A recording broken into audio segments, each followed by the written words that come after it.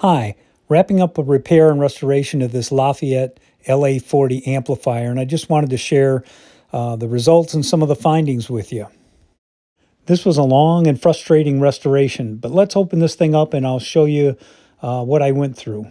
Apparently some liquid had been spilled inside the amplifier, and I think that caused the failure of a lot of components that I did replace, up to and including one of the output transistors. So I had to reflow most of the main board as well as some of the auxiliary boards, and then I went about changing out all of the capacitors, or the electrolytics anyways. I found this interesting. On the original capacitors, you can see that there's a pinout diagram, and that it shows that most of the pins are actually blank.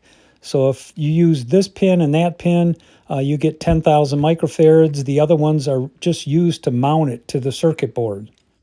You can see there's quite a difference in size between the original capacitors and the new capacitors, so it presented a bit of a challenge trying to get them mounted.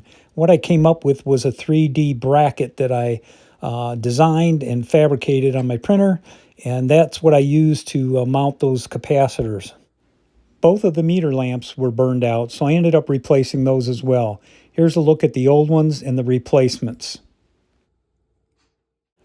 So after weeks of having intermittent issues and trial and error, I noticed that there appeared to be some corrosion damage to the relay. So I pulled the relay, removed it from the cover, cleaned the contact points, put it back in place, and we're up and running. So we're all hooked up, and here's a little music from Jordan Beckett. Thanks for watching. Have a good day.